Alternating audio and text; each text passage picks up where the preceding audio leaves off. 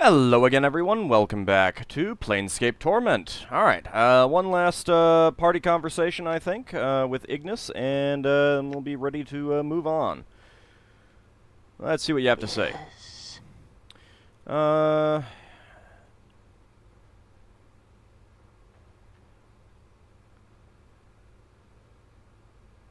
Mastery of the art. Can you teach me any of your powers? Ignis once knew much, no longer. Ignis burns in suffering. Ignis learns. A tiny flame gusts from his mouth like laughter, then a stream of embers spits forth.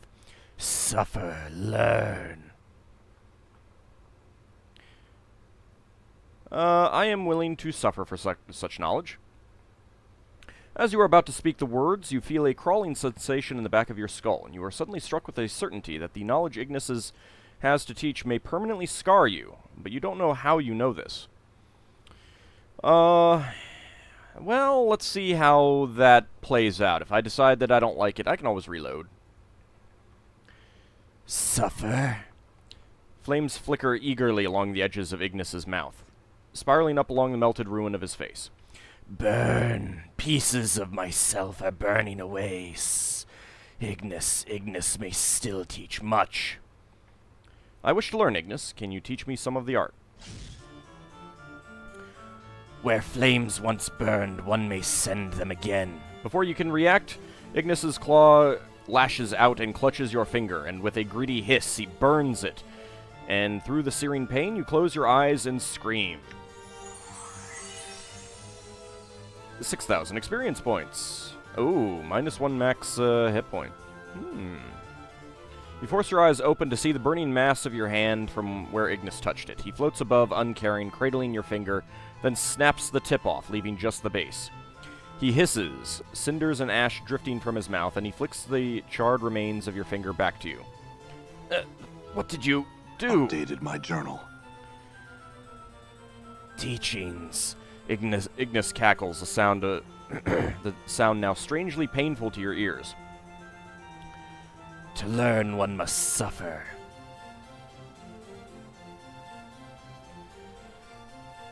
I wish to learn more. Yep. Okay, left hand. I feel stronger. Oh, hey, I gained a level. -3 max hit points. You force your eyes open and see the burning mass of your hand from where Ignis touched it. Only a blackened stump remains, twitching, blood steaming from it. Ignis seems oblivious to your pain. His attention is devoted to your severed hand, which he is holding, admiring it like a trophy. Ignis, give me back my hand. Ignis ignores you. You watch as flames from his hand encircle your severed hand like a wreath, slowly burning the last remains of flesh from it. Like a sculptor, until only the fused bone remains, he gives a long, low hiss, then flings his creation back to you. You manage to catch it in your remaining hand. You notice the flesh of your severed hand is re-knitting itself slowly, painfully. It looks like it's regrowing. What did you Updated my journal. Teachings, Ignis cackles, a sound now strangely painful to your ears. To learn, one must suffer. Should look to see how many hit points I had to begin with, but so I've lost 4 so far.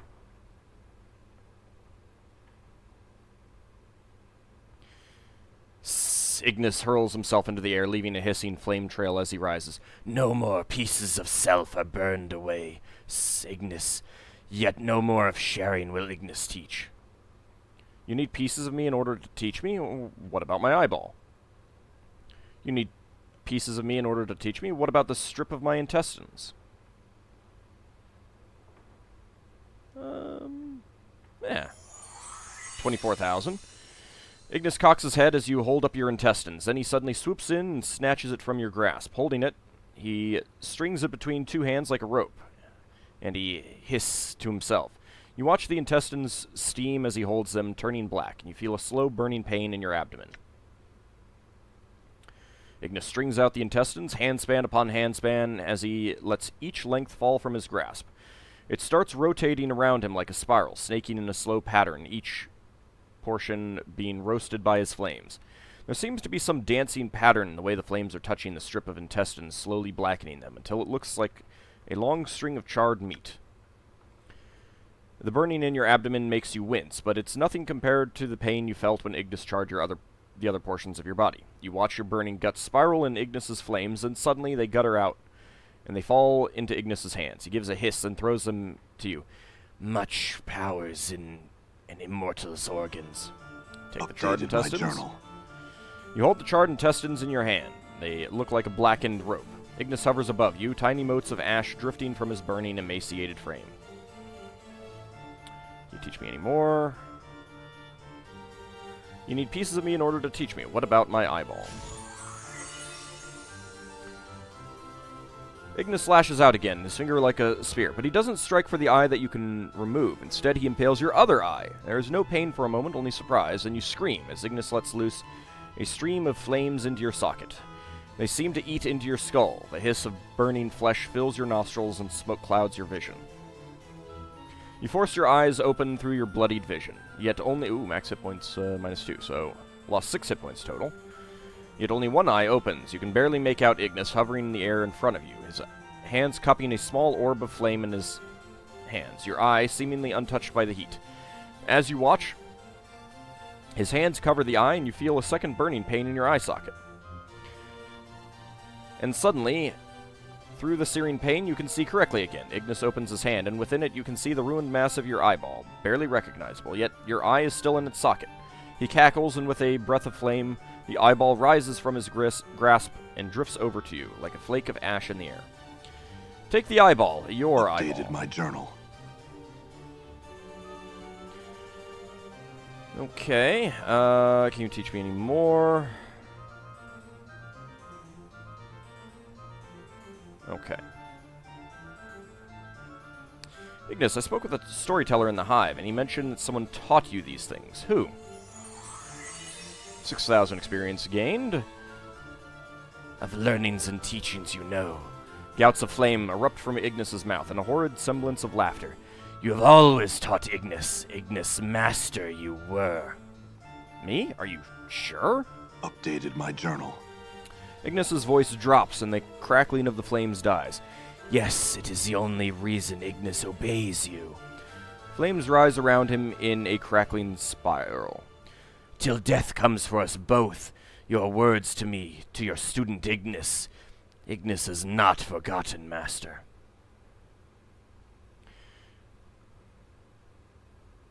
Ignis, it must have been long ago when you learned the art. Are you absolutely sure it was me? Yes, Ignis cackles. Yes, the face has changed, but many lessons you taught Ignis. If my face has changed, how do you know? Inside all things, tiny flames, the spark, the flames, the same. No matter what the skin can bleed, skin can burn, but the inner flame remains. Ignis, this is important. Can you remember anything about me? Ignis hisses, and for a moment his features flicker. At first you think it's flames, but it's not. It's the flickering of memory. Surrender to the memory. The crackling of Ignis's flames subside, lessening as the charred bones of Ignis's body fold up, twisting into itself until his limbs lie motionless, becoming a sack of wood within a huge iron fireplace. You are staring into a fire, burning brightly within a vaulted room. The fire crackles and spits embers into the stone floor, motes rising from the fireplace. Faintly, the darkness behind you, you can hear the rasp of someone breathing. I can hear you. Step into the light. There is a shuffling of sandals, and a frail youth steps into the edges of the firelight. His wide black eyes catch the flames and mirror them. He is nervous. You can hear the muscles shaking, his voice trembling, just enough to increase your irritation. Forgive my intrusion, Master. You've already intruded, supplicant. You did so with intention. I will hear it now, then you will leave me to my thoughts. The boy takes a deep breath and glances at the fire. Master, I dreamed of flames again. Last night they felt real, and you said that we were to come to you if... It was a dream, nothing more. Now leave. The boy does not move. His brows draw together, and slowly he displays his hand. The flesh around the fingers, blackened, burned. How did your hands become burnt, supplicant? I awoke and my hands were as ash. The boy meets your gaze. He is still trembling faintly, but there is an eagerness in his voice which angers you. I dreamed I soared above the earth, and the ground and sky were as fire. The world itself was so bright that it hurt to look at it, Master. And when I awoke, my hands, they were burned as if I had held a flame within my hands. You lie, supplicant. You have come to me with a story, and now you are in danger of angering me. No, Master! The boy's face glistens with a sweaty sheen of fear. No, upon my life, I do not. You burned yourself with a candle, supplicant, or thrust your hand within one of the pyres in the vault of currents. Now you come to me and tell me a dream burned you. I tire of your lies. The boy falls silent, and to your surprise, his face clenches in anger. No, I do not lie. It was a dream that burned me, Master, as you said it might if we felt the power stirring.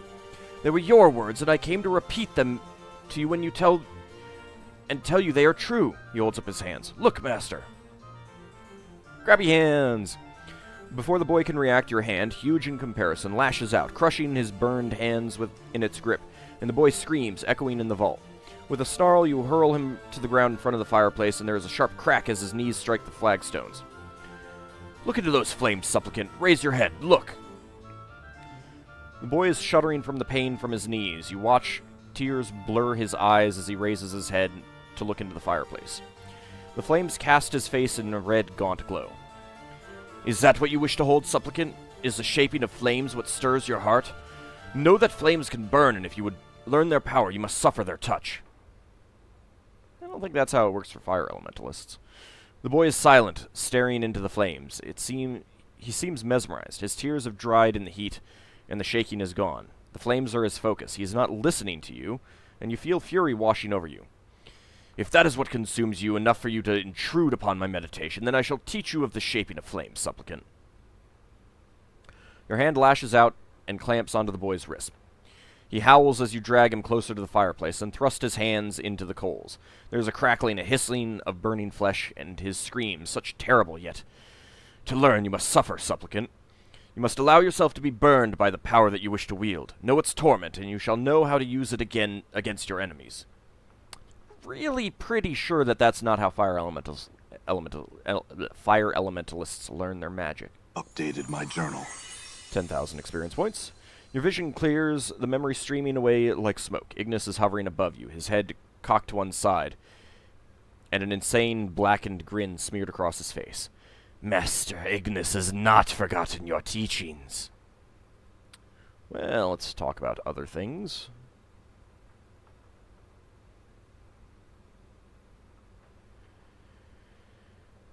Ignis, about your teaching, about the torments I subjected you to. I'm sorry.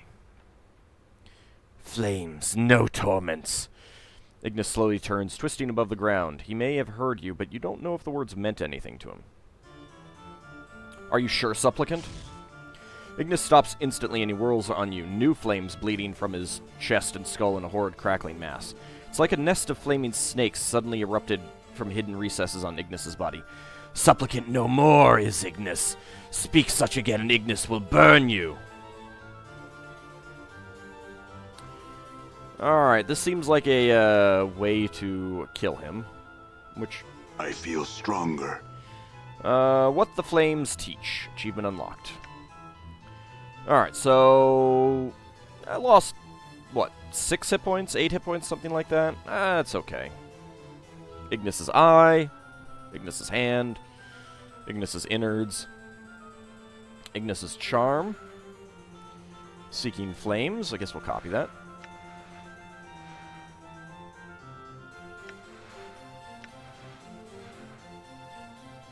Yeah, Ignis's Terror isn't all that good. Infernal Shield. Alright, so I've got Ignis's spells. Looks like it did take my, my intestines. So that's good.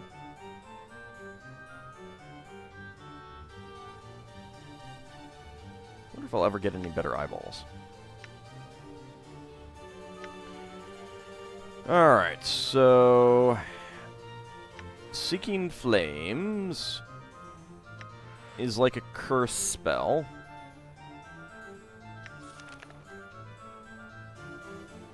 Ignis's Terror.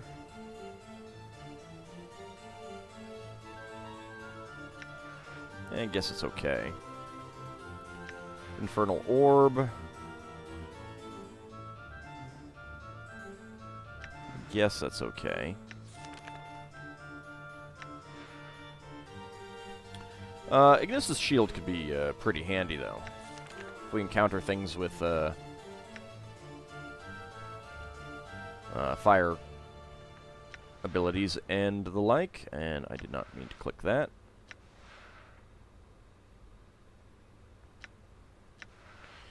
Alright, so if we take a look at our journal, we need to prove to Casai Saris that she's Ravel's daughter.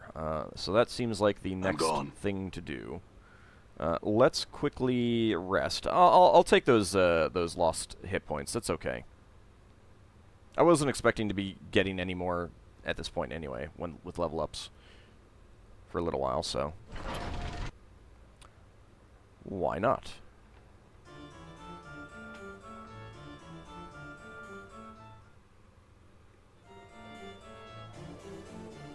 Oh yeah, I was gonna go check to see where Merton's head was. I forgot to look that up. I'll do it later.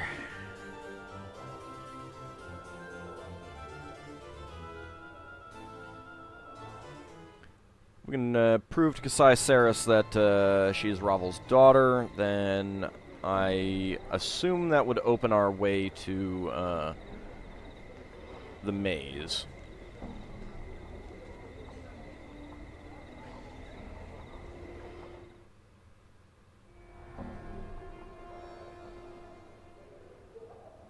Done.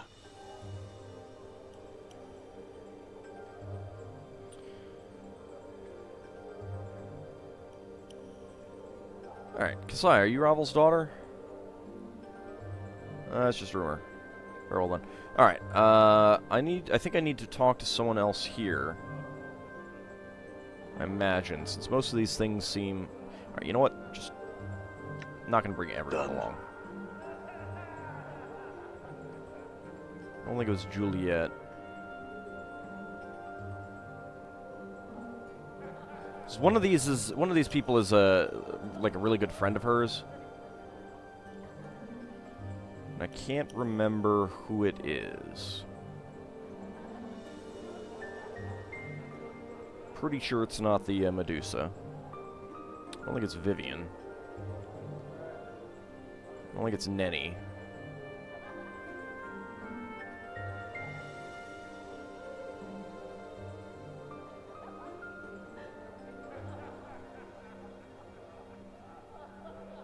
Pretty sure it's not Echo. I think it's Kimoxie. Just had some questions. Oh, right. Sibling, not friend. I heard you're Casai Saris' half-sister. Is that true? Yes, I'm related to that chubby, mewling, hook-nosed daydreamer. Same father, different mother, so. I was hoping you could help me find out if Casai is really Ravel's daughter. Updated my journal. Kimoxie frowns at you. Normally I'd loathe to help you like this, but I have a feeling it'd upset that flirting, preening doxy good and well. Tell her to ask our father. He's a powerful Cambion, so she ought to be able to call him right then and there. That'll get you your answer. Cambion? Yes, Cambion. Kimoxie rolls her eyes. Didn't hear me the first time? Ears all stopped up with the last of your brains running out of them? I'm asking what one is. My, you're clueless. She shakes her head sadly, tutting all the while. A half-fiend, Burke, sort of like you. But you're half dung, I think. You smell of it, at any rate. Better than half you, Kimoxie. You wish you were half Kimoxie, sod. Even if you ended up with a goat's bum on your shoulders, it'd be better than that scarred-up face of yours. That's enough. Alright, never mind, actually. Farewell. Alright.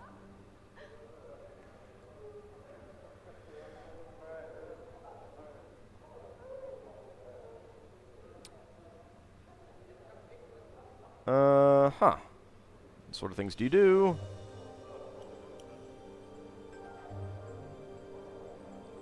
Don't have dreams. Quite certain, no dreams at all. Do have some questions. Casai, I talked to Kamaxi. She told me she's your half-sister and that Ravel's your mother. Casai snarls, her eyes blazing with malice. Hells, how I loathe that woman. Why would you even believe that sort of tripe?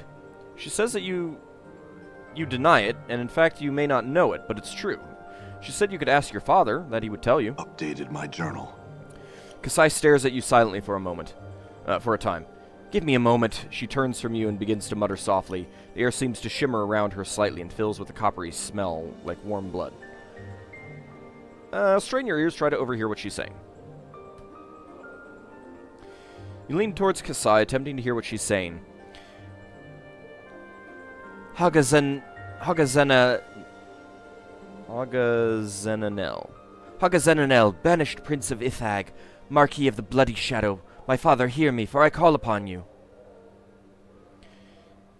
Yes, beloved father, it is I, Casai Saris. I would bid you answer me one question, a question I've asked you time and time again. Yes, beloved father, I cannot bear to have another ask me and not know myself. You must tell me. I have asked for nothing save this. Tell me, I beg of you. Yes, beloved father, I understand. Thank you. Farewell. Lean back, pretend you heard nothing. Kasai remains turned away from you for a moment before finally coming to face you. I did not want to believe that wicked hag may have been my mother. I've lived long. I do not appear to age and have disturbing dreams sometimes, she shudders. But still, I do not wish to be the inheritor of the evil she caused, nor draw the lady's gaze as my mother did. Such evil things she did.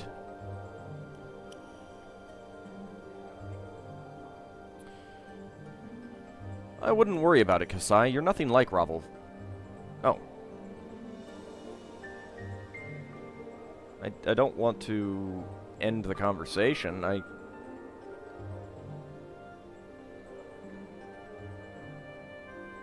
Well, this can't end the, this would basically end the game, I assume, if I couldn't get it, so...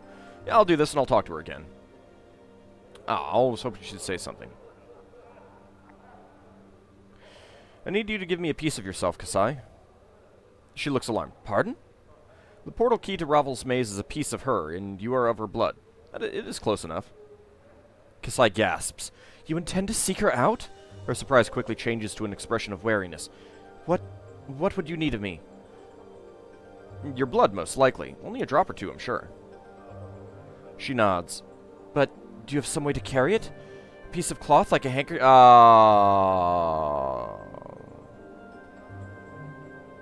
Like a handkerchief or something, you know? No, I don't. Kasai sighs, looking around. I'm sure there's one in the brothel somewhere. Bring it here when you find it, all right? I'll give you the blood then. I'll return when I have a handkerchief then. Updated my journal. Of course it's necessary. I bet you could use a rag, too.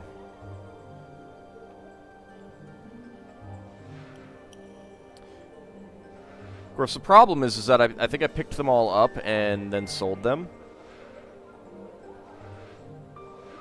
So I'm not sure that there are any left here.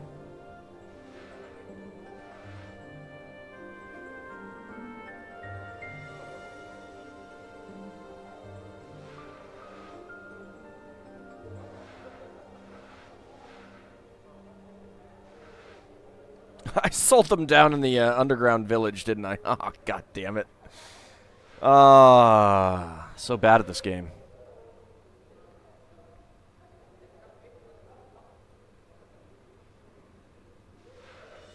Don't mind me, Marissa. Just looking to see if you have a handkerchief somewhere.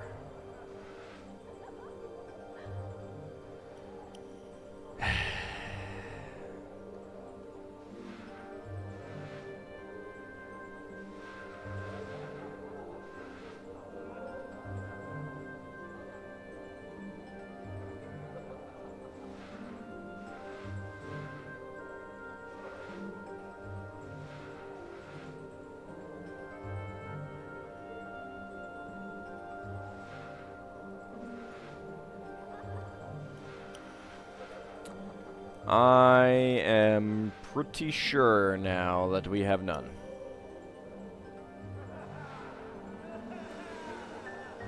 Okay, well. Back to the underground village.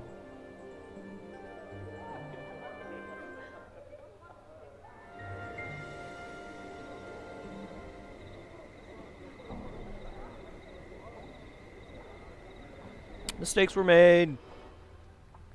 Alright, buried village. Let's go.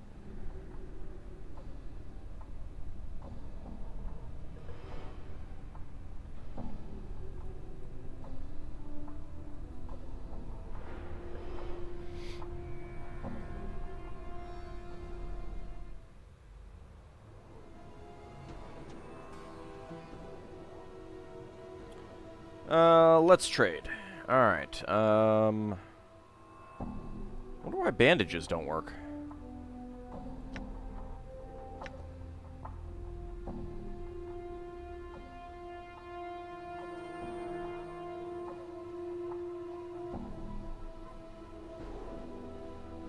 Yeah, just taking a quick look to see if there's anything that I want. I don't think so.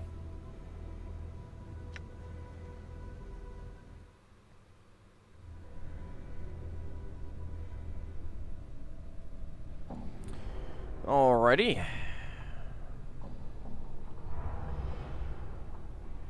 It's kind of a shame that thugs don't attack us anymore. I suppose we could try talking to them, and that would do it. What I would do if I didn't have any junk on me? Would I be stuck? Oh no, I think there's a way to get into the mortuary from the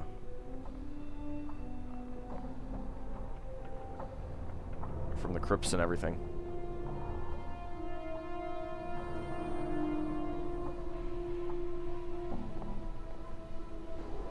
I vaguely recall that being an option, but oh well, whatever. Done. Alright, thrust the junk into the archway.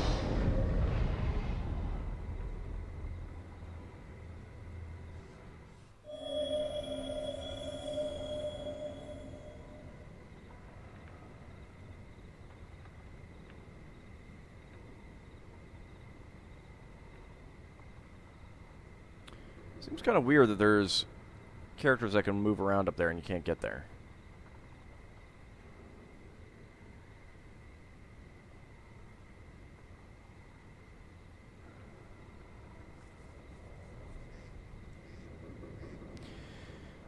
Alright, well, it is about time to end the episode. So let's make our way back here. In the next one, we will actually go ahead and get Kimoxi's blood.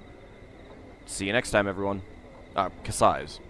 Whichever they're. I forget who's who at this point. They start with K. See you then, everyone.